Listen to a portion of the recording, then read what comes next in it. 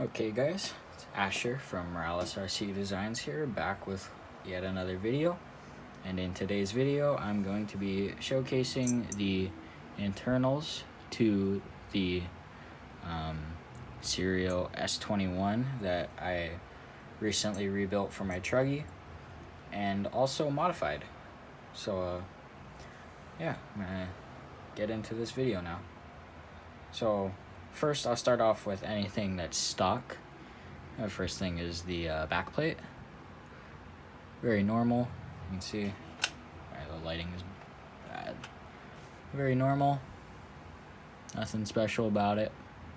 Got the couple cuts here for better airflow. It does have the groove there, so you gotta make sure the piston is up when I take it off. But it is a very nice billet machined backplate. Next I'll do the block here.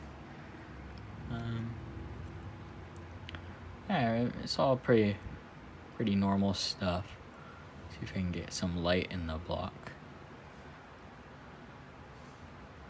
I can't really, but this is a Sirio engine, so it uses a 14.2 millimeter size rear bearing, and then the standard size front bearing. Head button, just the classic Sirio standard plug head button. I did have to polish it up some. You can probably see the pitting in it from the bearing going bad before. And I don't think this is totally from the bearing going bad. It is also from this. This is an aluminum sleeve. This is something of the past that is a very good thing that it stayed in the past, because aluminum sleeves suck, and I will tell you that right now from first-hand experience trying to run this engine at the track today. This thing looks like where's the right angle? Maybe right there. Oh yeah, it has great pinch. Look how far down it stops. But in reality, that is not true, because this aluminum expands way more than brass. So this thing needs to be as tight as like a brand new Novorossi or OS in order for it to have enough compression once the engine gets hot. And another problem, which involves the pitting on this head button, is the fact that I did some reading on some forums and stuff, is that once the sleeve is expanded, or once the engine is up to temp, this sleeve you can tell already, it has a very loose fit inside of the block.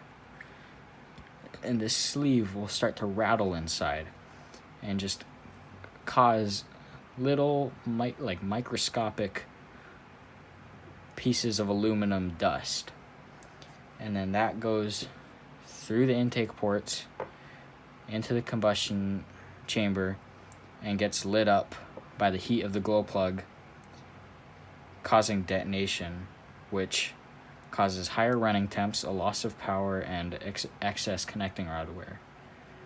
And none of those things are helpful. But I didn't know that beforehand, or like with first-hand experience, until today when I tried running it. The engine makes good power, but once it gets up to temp, it doesn't idle. And then you'll probably hear it in the video. It's there's like a weird rattling noise that it has. So yeah, that's the issue with this. So I'm getting all new internals for this thing anyway. That's why I modified this engine.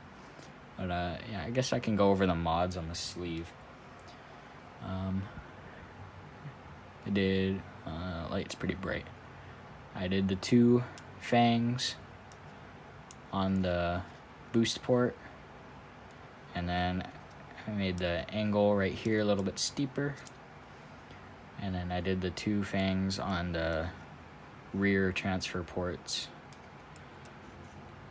Pretty normal stuff. And then I made this exhaust port a little bit wider, I'll show a picture of when I was halfway through the process.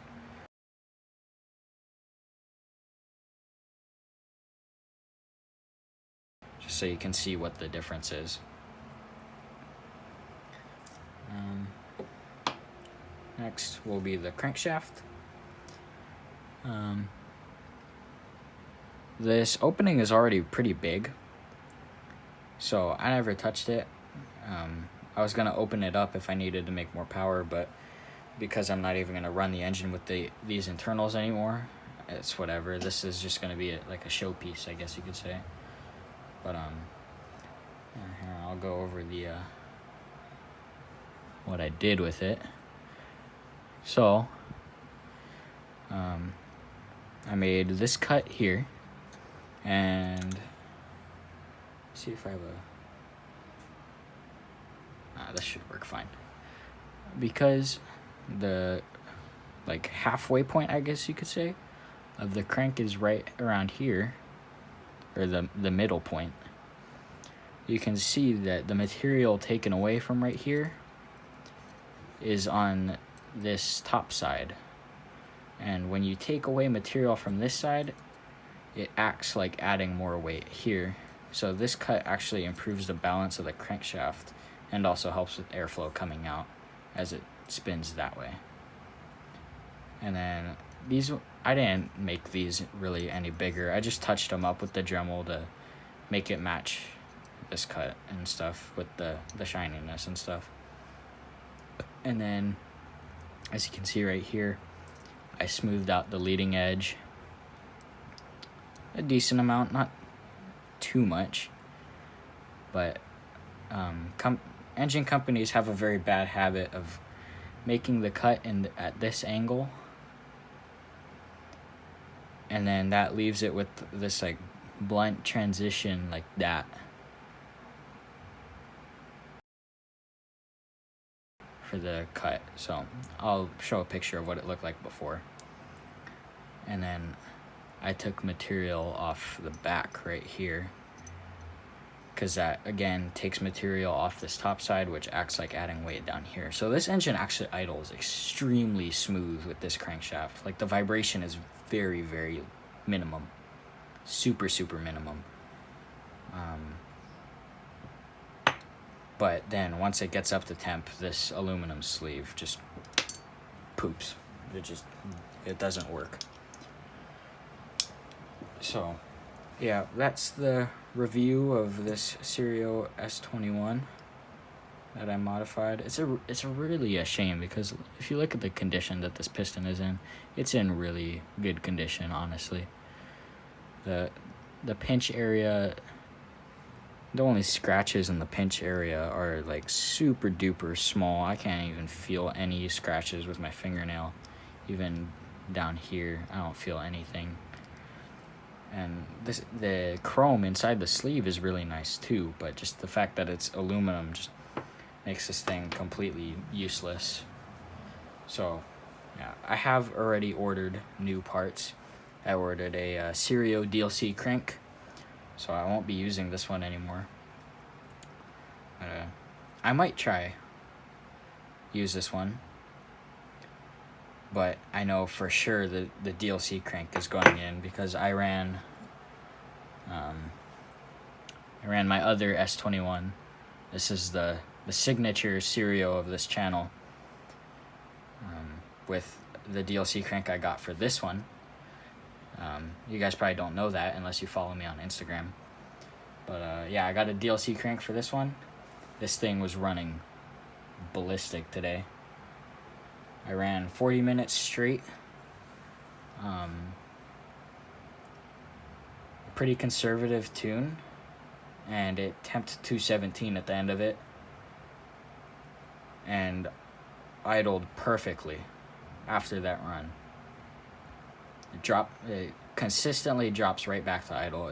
Everything about that engine is just perfect. So I have ordered another DLC coated crankshaft, a Sirio CL7B, I think that's what it's called. STI version piston and sleeve, and a works connecting rod. That's the same con rod I got for this engine. And hopefully that will come in before the next track day, and then I can run this engine with the new internals and see how it runs then. But yeah, I'm kind of bummed I didn't get to get the full testing with the modded crank and everything, but the crank is still usable. The crank is perfectly fine. It's just this piece of crap aluminum. That's a paperweight already. Not even that, because it's aluminum, so it's too light. It doesn't even hold the paper down. It just falls right over. A brass sleeve would make a good paperweight, but yeah. The aluminum sleeve is not good, and now I understand why companies strayed away from that. And yeah, see you in the next one. Peace. Well, let's see how it runs.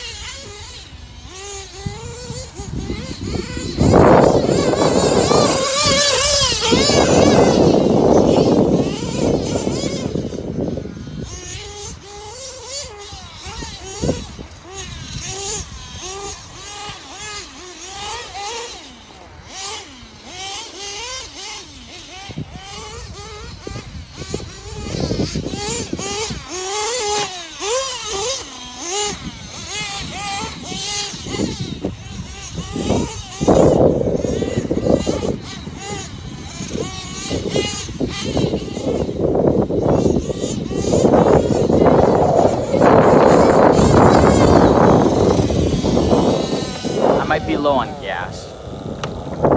Oh, yeah. Okay. Well, that's the first time. Yeah, I was low on gas. Let's see.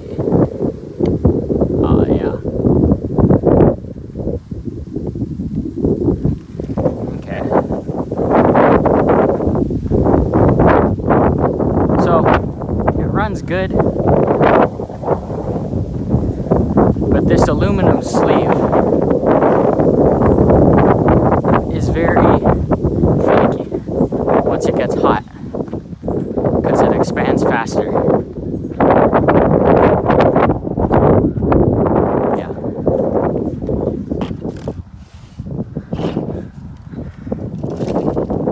I got it tuned decently, runs good, so pretty happy with that.